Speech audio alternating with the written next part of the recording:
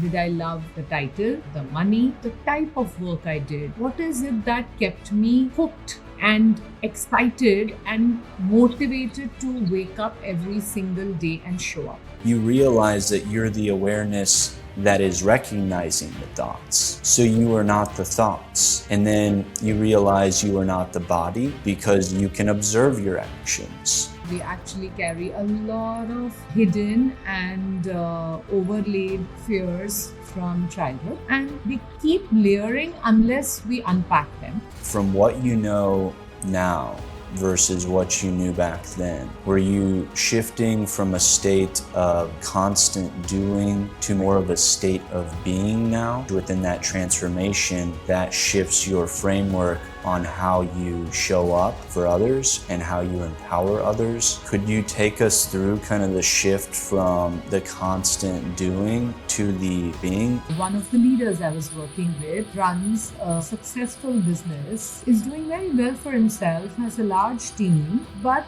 was facing the challenge of not being able to break through his current revenue levels. He had everything he needed to go from there to the next 10x. Why don't we sit down for inner wolf session? Through that session, we discovered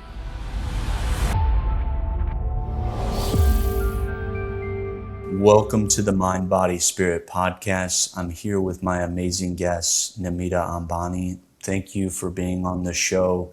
You've been empowering so many people, focusing on women leaders as well as men in that leadership role, and teenagers, and different transformations along the way. You've been on TEDx as a speaker. You wrote your own book, and you are really transforming the lives of so many. So thank you so much for being on the podcast today. Thank you so much, Tim. That was really kind and very elaborate.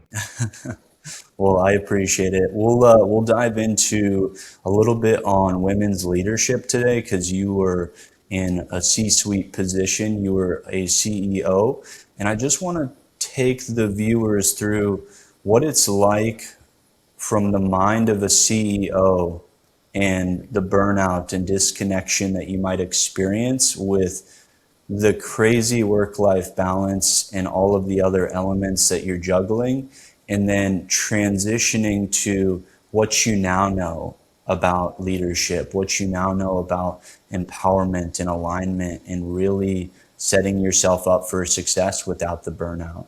If you want to just take us down that journey, that'd be amazing. Sure. So I'll start a little bit at the beginning. Like I said in my TED talk, I basically had my education and career plan charted for myself right back when I was in school.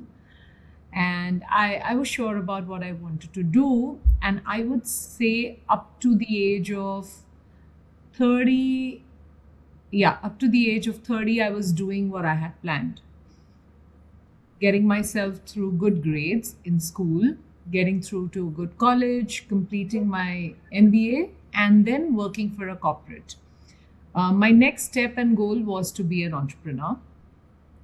And that's when motherhood happened. And it kind of takes a little time to readjust to fresh priorities.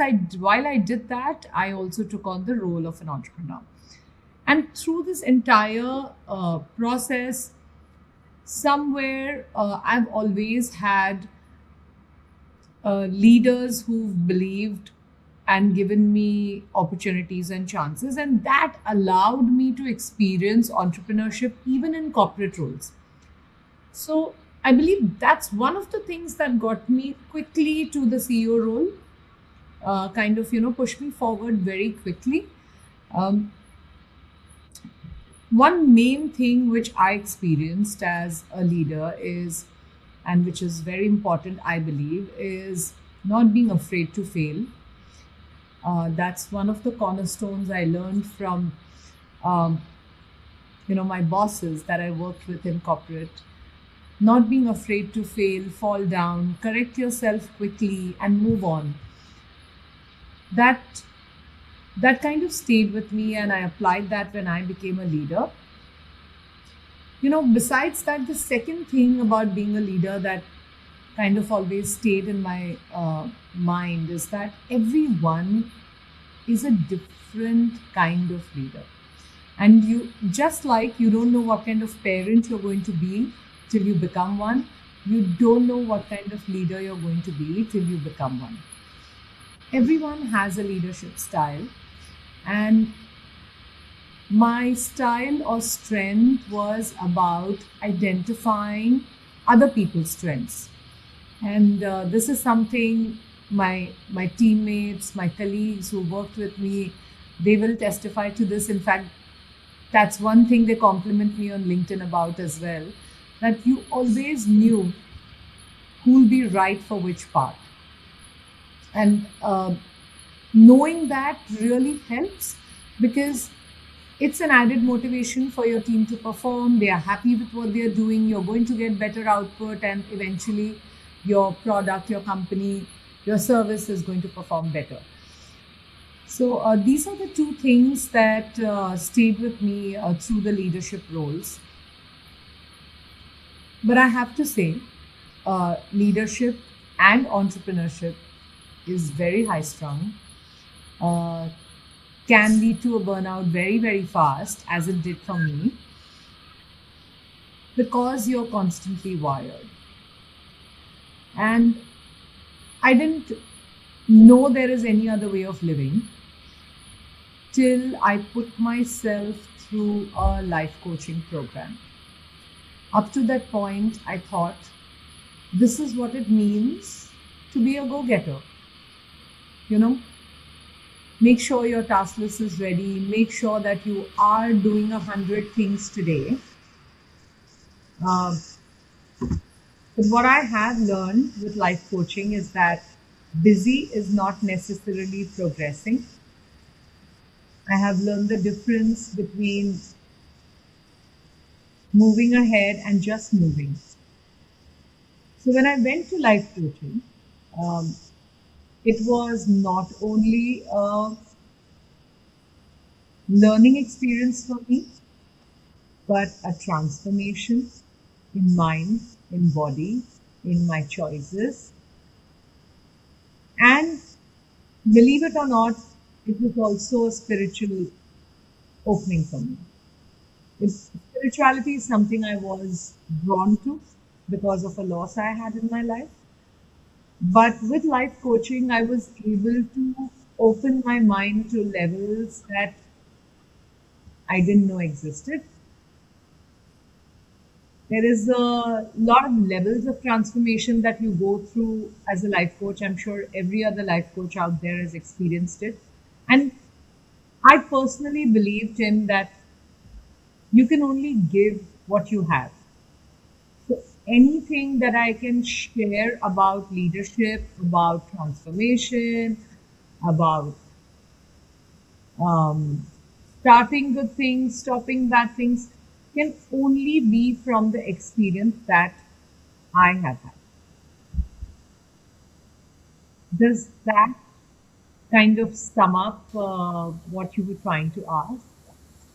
Yeah, absolutely. You hit on a few main points there, and it was really kind of the leadership roles that shaped your experience and really seeing the strengths in people, which is really going to bring more out, and the evolving role of just the life coach position with how much we learn, and we can only teach what we know, what we've experienced. We might read it in a book, but unless we've experienced it personally, it's very challenging to teach that, because it's almost like it's more of a theoretical versus a practical framework.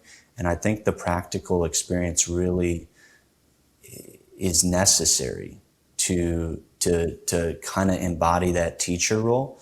So it's amazing that you were able to experience that transformation just as being a life coach.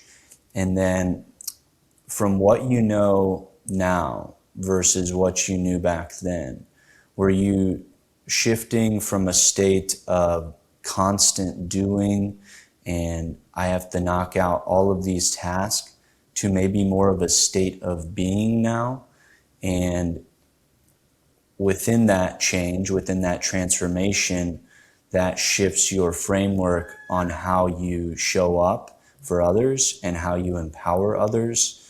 And from that role, could you take us through kind of the shift from the constant doing to the kind of being? And let's target it for the leadership audience, if we could. One key difference from how I was working as a leader versus how I work as a life coach is this. As a leader, I believed that I must power through any situation that comes at me. I must push through it and I must bulldoze it, if I may say that, right? Because my goal is clear. I have to get there, right? No matter what, I just have to get there. As a life coach, I'm more of a believer in going with the flow, in swimming with the tide. And I have realized that once you align goals, align with what your personal ikigai is, or your personal calling, or your personal internal motivation to achieve, once you align your actions with your goal, more often than not, it's going to be a flow. It's not necessary for it to be always a fight. And we see this in leaders and corporate situations very, very often. Firefighting. There is consistent firefighting, especially at the leadership level. And fair enough, right? Because at that level, you're not only balancing the finances that you need to raise, but also how you're going to spend it. The team may or may not be performing. Not everyone is getting the importance of what you're trying to make happen. So, very often, as a leader, we take that load on ourselves. We say, it's only up to me to make this happen. We forget to harness the flow and the power of the team. And that little mind shift of little awareness of the fact that, yes, I have a goal. Can I align my personal achievement, my personal goal to this goal? Can I make it a flow? And how many more people in my team can I align and get a buy-in towards this goal? Because that's when the whole collective flow and the power of your entire team, the people power comes behind you. So that is, I would say, one key difference in the approach. It's a very small shift. It's probably not even noticeable unless you see the results, because people respond to results and not really to effort. And how could one go about finding that like inner purpose, like to align maybe a deeper aspect of ourself? I would even call it find out who you truly are and really uncover the depths of your being. And I feel like we have to discover who we truly are before we go out there and start doing things. Otherwise, we're just going to be burnt out because we're constantly doing things to receive love and acceptance from a world that doesn't even love and accept themselves. So it's the irony there. But then when you love and accept yourself, so you know that you are love, you are acceptance, you are connected to all that is, there is no separation between the version of the business that is doing terrible and it's not meeting its financial goals. And that's a story that we create and we play over and over. So to play that tape over and over, you continue getting the same results. So you would have to step out of that. And as Einstein said, you can't solve a problem from the same level of consciousness that created it. So that really means that you have to step outside of the current story into a new story. And every thought, action, intention has to align with that new story and that new state of being, so that that becomes your embodied presence. So it's, how can people find out who they are? How can people start to shift these stories so they create the story that they want? So, Tim, the fact is that everyone uses different methods to find their purpose. Uh, I can share what I used when I was facing a burnout and I just wanted to creep into a shell and just wanted to be invisible, not do anything, not talk to anyone, and just didn't know what I want to do in life. I just knew I want to do something, but I just had too much of everything. Um, so I used a technique which is actually very popular in India. We call it Maunrat. Maunrat is abstinence from speaking. And I would do this consistently every Monday for a period. And this basically means that you are shutting off one of your senses, which is, talking, communicating. And at first, I thought I'm going crazy because my mind, because I was not able to speak, was filled with thoughts. But it kept filling and filling up to a point when then I was able to feel a sense of calm and a clear thinking. But it took many weeks of work to do that, to get to a place where I started thinking about what is it in my leadership roles that I really loved. Did I love the title? Did I love the money? Did I love the type of work I did? What is it that kept me hooked and excited and motivated to wake up every single day and show up? And I gave myself a lot of time to think through it. And I realized that it really wasn't any of these things. It was the taking people with me and progressing. And I found that for every progress that my colleagues made, I felt elated. So, and I knew that all of it adds up to progress for me as well. So I realized that self transformation through people transformation is something that will fuel me well for the next innings. You just can't say for how long, or, today I can't decide my purpose for the rest of my life. But for the foreseeable future, for the maybe next 5 or 10 years, I know it will keep me fueled. I know that's what was the core of my happiness when I was doing my roles as a leader. So that's what I picked. And that's how life coaching happens. So, to answer your question, how do you find your purpose? Everyone has to find their own path. What we can do for each other is share the tools, which I do in life coaching, right? So in my program, through my sessions, or just content, and just like me, there are many others. We'll put out the tools, but how effectively you're going to employ the tools is up to you.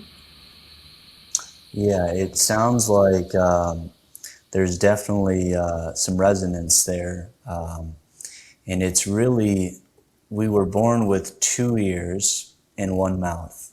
And if we listened more and we spoke less, perhaps the world would change a little bit more.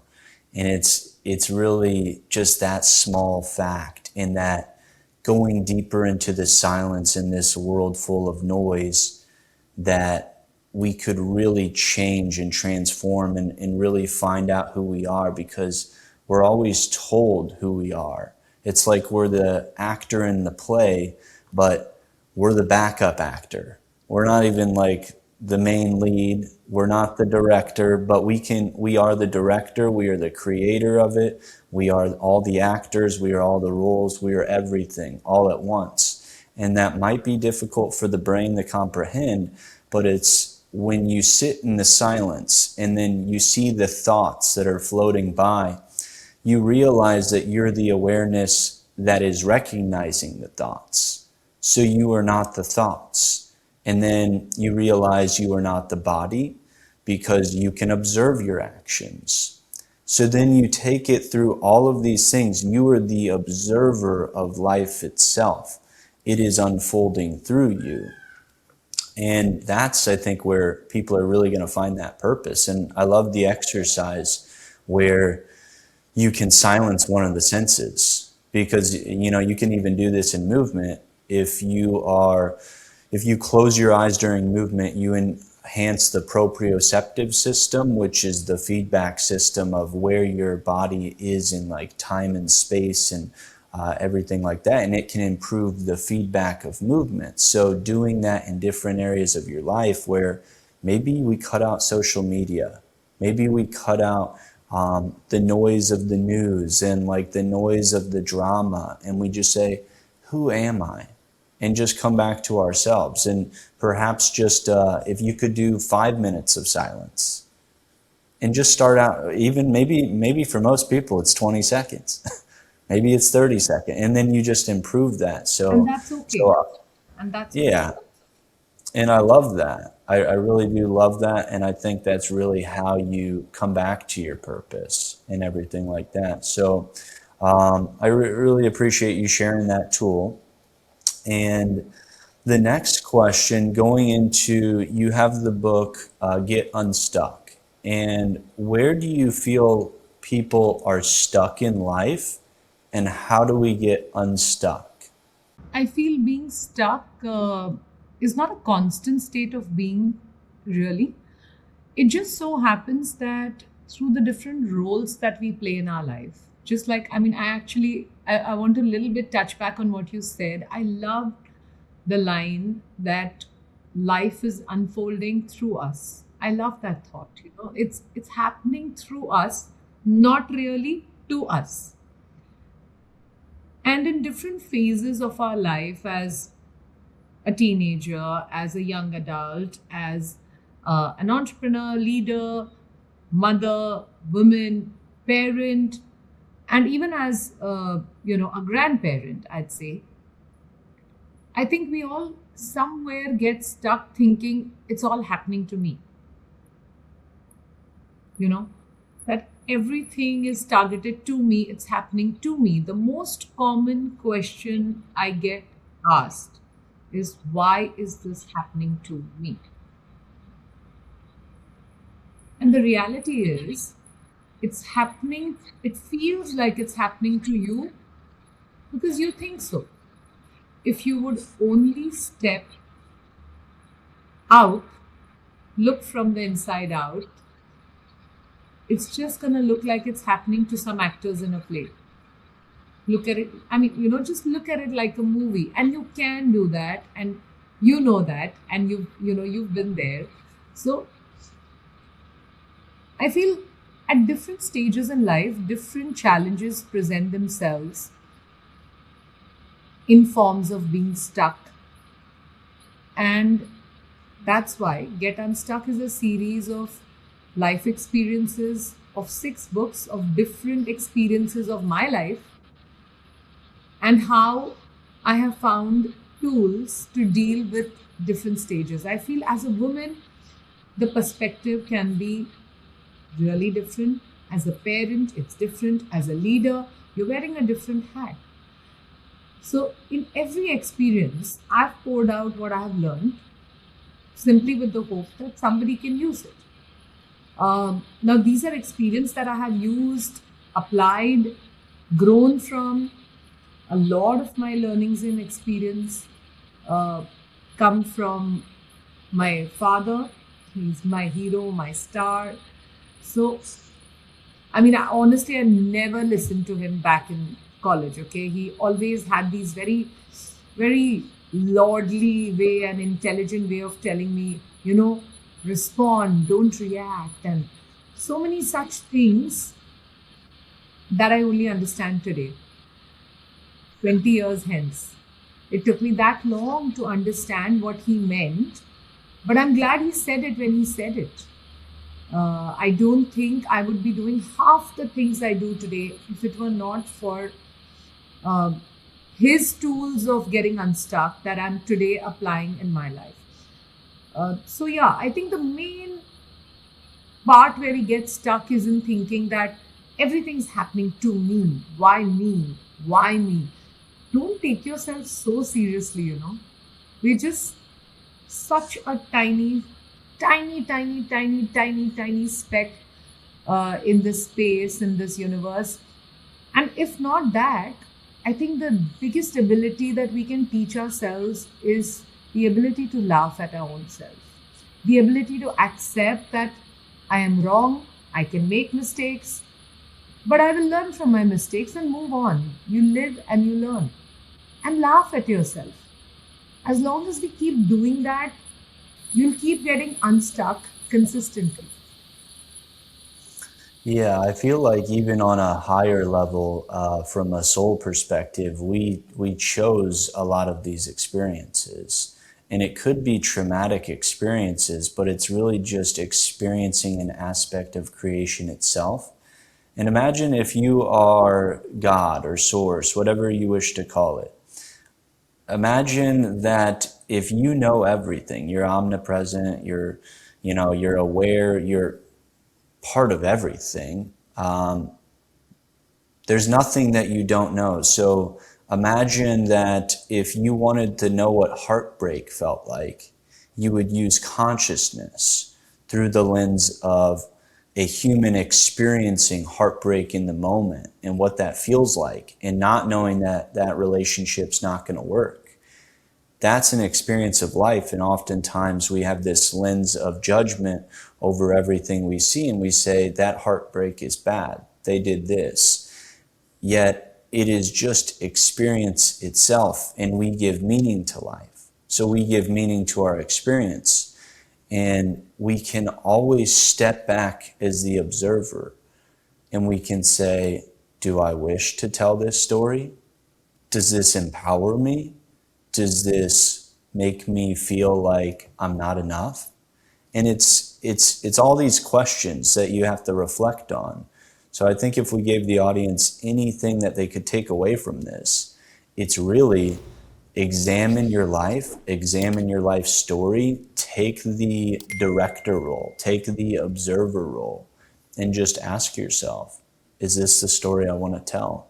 So I think that's a beautiful way to go into self-transformation work. And it's a beautiful way to go about life. And even the experiences in our life, it's there for growth. It's there for us to learn, to evolve. But oftentimes we don't choose that. We choose to resist life.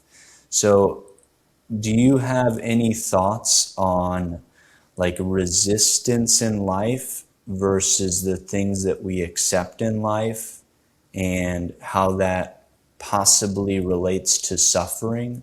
I would say what we resist persists, and the degree to which we resist experiences in life or life itself is the degree to which we suffer.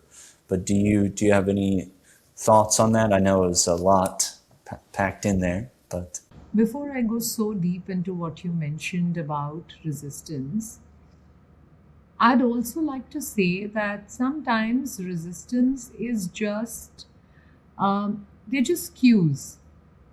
They're just cues for you to recognize that, okay, something needs to change. So I feel like even suffering for that matter, could be life telling you that something's not in the flow, or could be life telling you that this is something you need to accept. But when we are actually suffering, it's a little difficult to not feel like it's all happening to you and you alone, and think from outside in and say that, okay, I chose this suffering. I chose this suffering so that I can grow to be a better person, and maybe that's why I'm here. It's hard to see that sometimes when you're in the middle of it. But once you are through it, it's easier to see that. So some people will see it while they are going through it, and they will accept it quicker, gain more from that acceptance, gain more brownie points or experience from that. And some will accept it after they have been through it, look back and say, this was necessary for me to get where I am in mind and body, and hence I'm grateful for it. So yeah, I think we need not be scared of suffering nor resistance. I think these are cues we may have chosen, or these are cues that we need at this point in time to be better. Does that make Yeah, sense? yeah, it certainly does. I mean, it makes sense from the lens of everything is feedback to us. If it feels in alignment with, if it brings you joy, if it brings you peace, if it brings you more love and more freedom, I would say those things are in alignment. They're in the flow, and you're in this state of being. When you're with an amazing friend and it looks like you're just having an amazing time, it really doesn't even feel like time is moving like it normally does. It feels like it's either slow mo or like the perhaps the time is speeding up because you're in the present moment. You're not looking at what can I change in the past, what can I change in the future. You're in the now moment. So I really want to dive into what does the present moment mean for you in terms of creation, in terms of bringing more.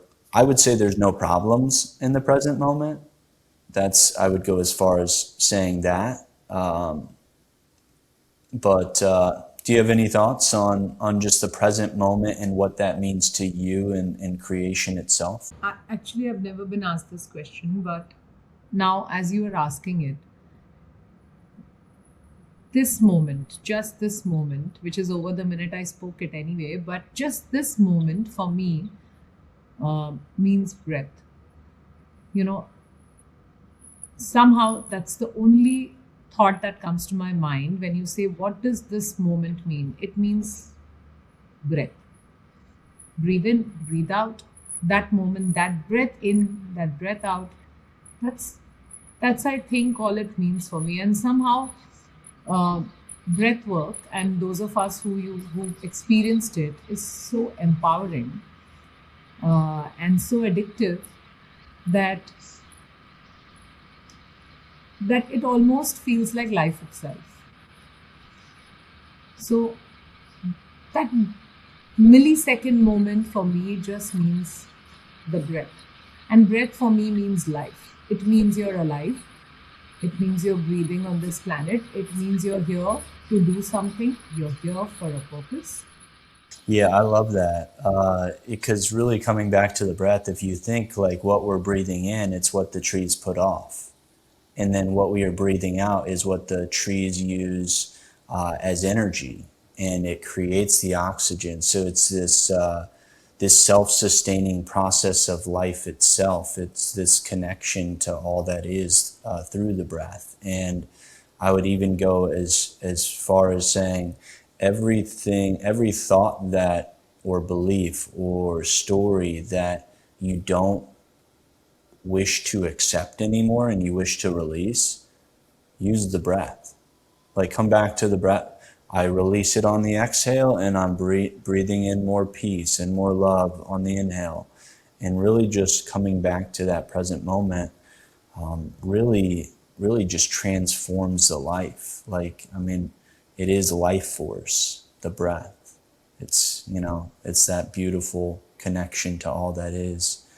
And going a little bit deeper is when we focus on that breath and we really focus on that present moment, we realize there are no problems, because in the present moment, it's eternal. It's the now moment.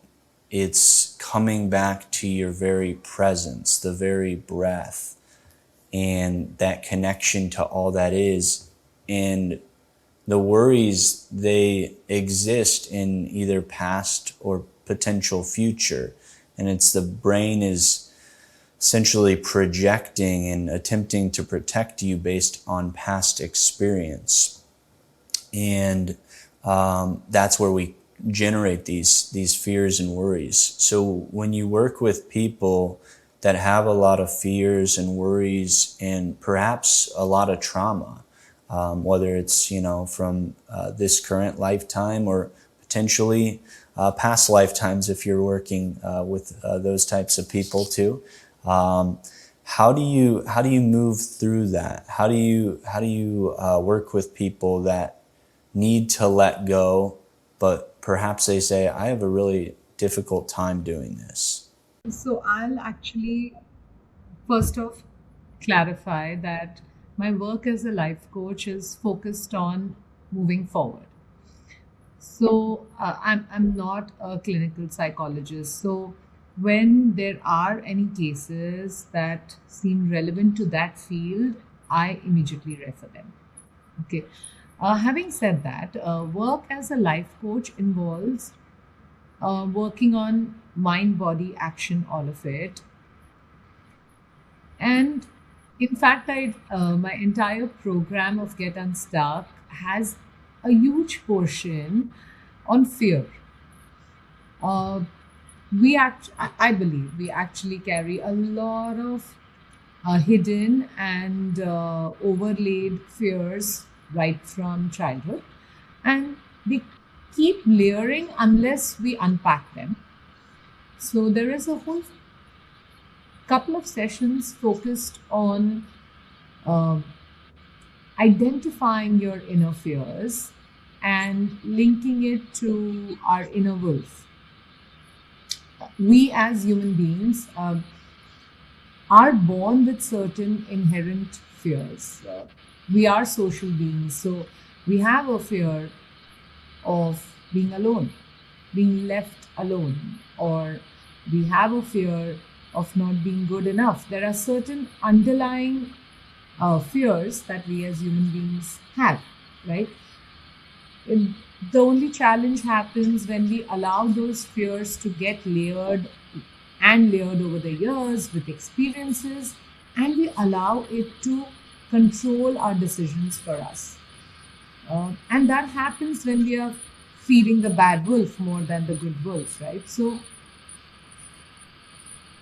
I do this work in my program where we unpack these fears. And in fact, let me share a very short and quick experience of how this helped one of the leaders I was working with. This gentleman runs a successful business here in Mumbai and is doing very well for himself, has a large team, but was facing the challenge of not being able to break through his current revenue levels, which was putting him in a mid sized firm.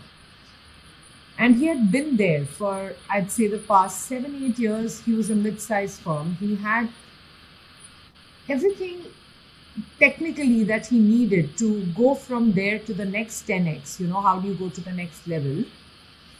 But was somehow not able to crack the code. And I was doing some work for his team at the time. And, I said, why don't we sit down for inner wolf session.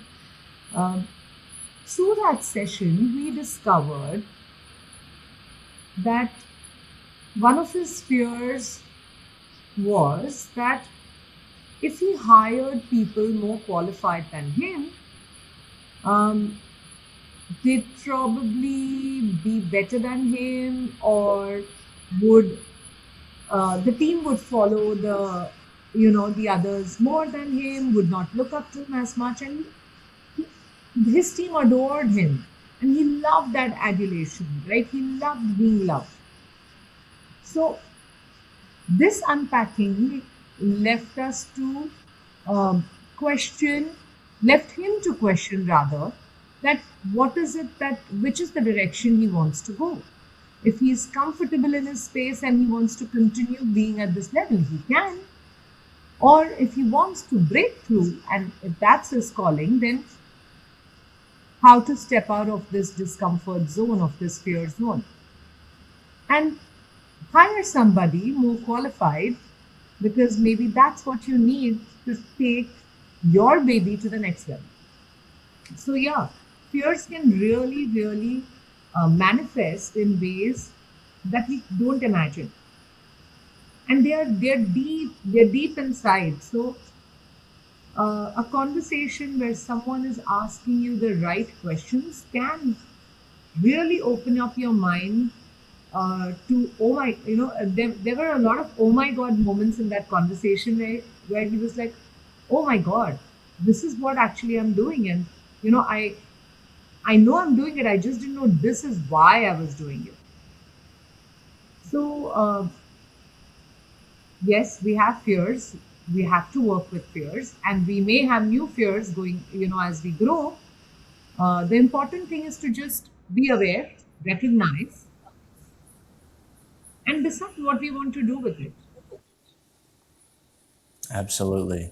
Yeah, it brought up a few things in there because a lot of those fears are really shaped around the need for love and acceptance, a need for, I would say, safety, belonging, and there's a couple other things in there, but I'm trying to think what the last one would be. But just going with safety and belonging, it's that sense of belonging to the team and like being loved and adored and accepted, and that fear of not being loved and accepted if you bring on the right talent that exceeds your ability to actually show up, and they're like, hey, this guy is actually looking a lot better, so let's follow this guy.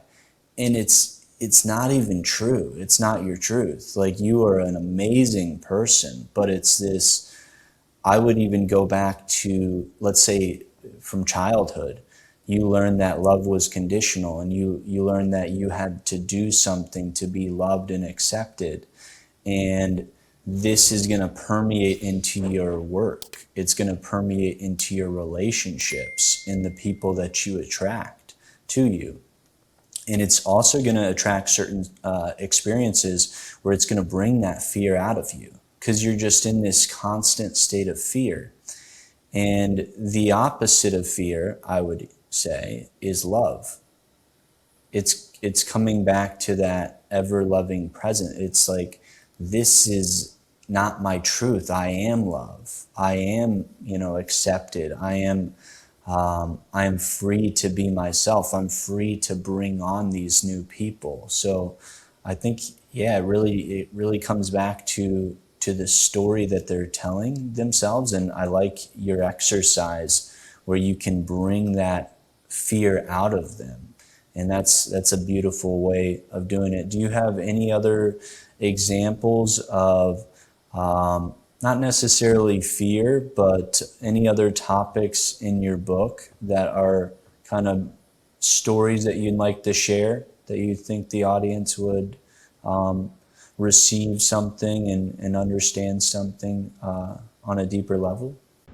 There is one story that's kind of top of my mind also, and I just want to say that what you said right now. The funny part is, yes, you want to be loved by people, but I don't think you really understand that till you love yourself.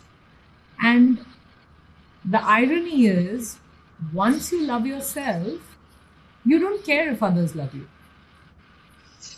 Yeah. It's really funny that way. But the security you get once you realize and accept and love yourself is so solid that nothing really can shake you. So, and never say nothing, but most things can't shake you. I want to share the story of a teenager, and I want to put it out there because I do some work with teenagers, and I really enjoy my time with them because they are a very intelligent bunch.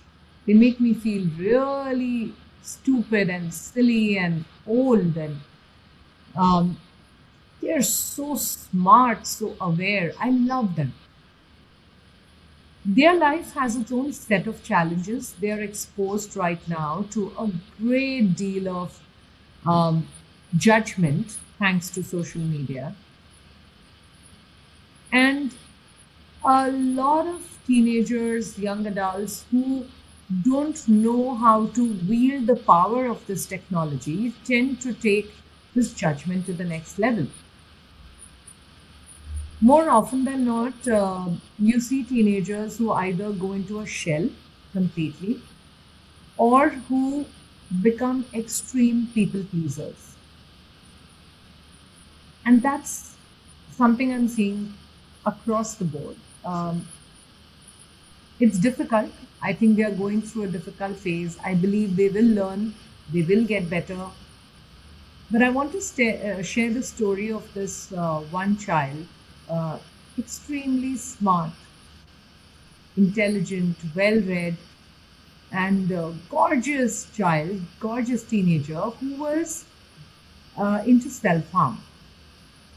He was um, struggling with self harm. Typically, this is not the kind of work I do because I would think that self harm goes into the psychology bucket. Uh, but when I looked at the case, I realized that maybe I might have some tools that I can share, and then parallelly, the child can work with a psychologist. So I chose to dip my feet in there. And as we worked through the program, the child and me both uncovered that the core of, you know, okay, let me come at it this way. Everything that was happening around was happening to everybody. Of course, like this child, everyone feels it's only happening to me. Um, Everyone chooses to handle it differently. This particular child was withdrawing, and just to feel a sense of control and acceptance, was doing self harm in order to, one, feel a sense of control, because when you harm yourself, you know the outcome is guaranteed, that you're going to feel the hurt. So action and outcome guaranteed, sense of control achieved.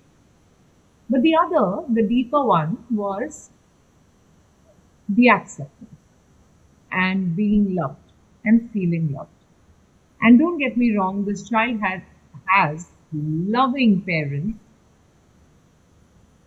a good set of friends, and a difficult set of friends as well. But that was not the real uh, reason why the child was not, the child was feeling lost. The real reason was the child was not loving himself or herself.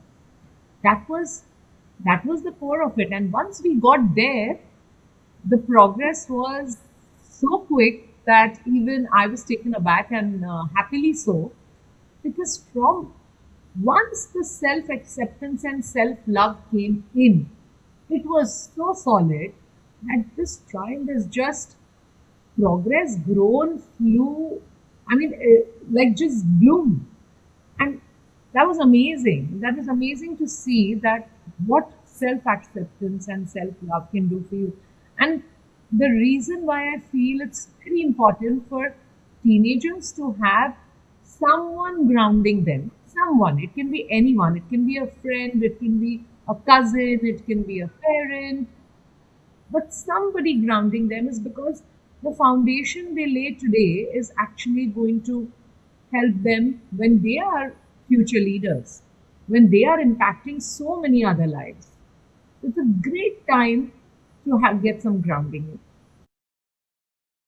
Absolutely. And I mean, it really just takes us on the full kind of spectrum of experiences that there's this illusion of not being loved, this illusion of not being accepted. And what we're seeking in the world is what we're lacking within ourselves. So when we see it that way, we have to start with ourselves. And it's not being selfish, it's just coming back to who you truly are. Reality is a reflection of you.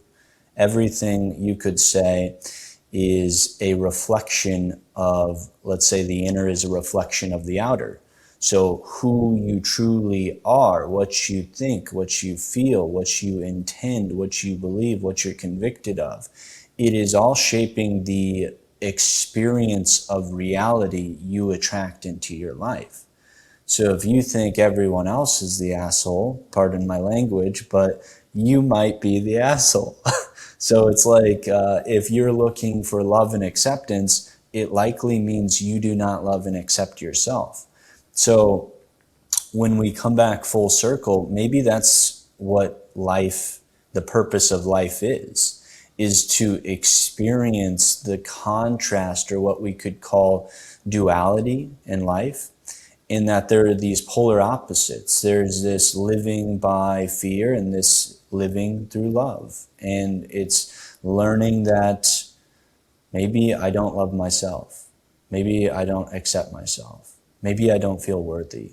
Maybe I don't want to make that move in business because I'm comparing myself to others. So I think when leaders accept who they are and like really learn as much as possible, that's what's going to make the most strong, aligned, authentic leadership that is going to permeate every sector of society and reshape the trajectory of humanity.